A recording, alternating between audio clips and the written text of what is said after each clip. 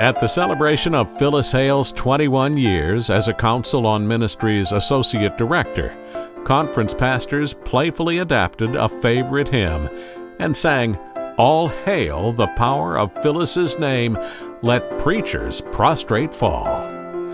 What in the world inspires such affectionate admiration among one's peers? The answer lies in this honoree's extraordinary story. She was born to loving parents, Robert and Amanda Sears Hale, the second youngest of 10 children. A plain-spoken man, her father observed, "They were a pretty good bunch, always been good to me, always acted sensible and intelligent."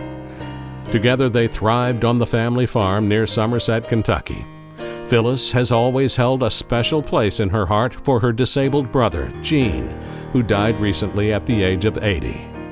At the tender age of 10, Phyllis accepted Christ and began to show great promise in the church as a leader.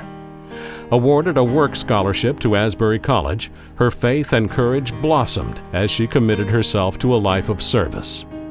Upon graduation, this country girl from tiny Eula, Kentucky, packed her bags and took a job in Northern Virginia, serving in an innovative ecumenical outreach program that provided Christian education to public school children, including many who came from migrant camps. Later, with a master's degree in hand from Scarrett College, she joined the staff of a large urban church in Springfield, Virginia, developing more creative ways to reach out to unchurched persons of all ages. In 1972, Phyllis returned to Kentucky for the funeral service of her mother, where she shared a growing desire to take on a new ministry challenge.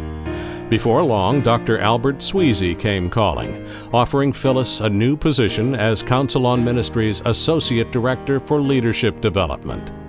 After a time of reflection, she accepted, feeling the Lord's strong guidance in her decision.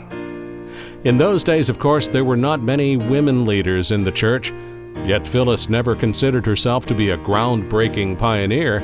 She simply sought to be true to her calling, addressing the most pressing needs she found within the conference. She developed Clear Day training sessions, whose popularity became legendary, to encourage laypersons to more ably embrace their positions of leadership within local congregations. Even the clergy started coming when Phyllis began featuring the Colonel's finger-licking good chicken on the lunch menu. Soon her Clear Day events began attracting 500 to 1,000 participants. Profoundly committed to encouraging all persons of faith, Phyllis worked tirelessly with teams of leaders to promote the inclusion of women and ethnic minorities as well. Diversity Day at the Kentucky Horse Park, Women in Ministry Sundays, parish associate gatherings, and Sunday school rallies soon became exhilarating events that everyone looked forward to. African-American friends once wrote of Phyllis, "We call you sister because you took it upon yourself to gain an understanding and respect for our culture. You've been an inspiration." Bishop Al Gwynn states, "For many years, Phyllis was the leader in opening doors for women and minorities in Kentucky Methodism. Her innovation and creativity helped launch an entirely new wave of leaders for our denomination." Upon her retirement in 1993, Phyllis commented, "I have too much energy and too many ideas to just quit."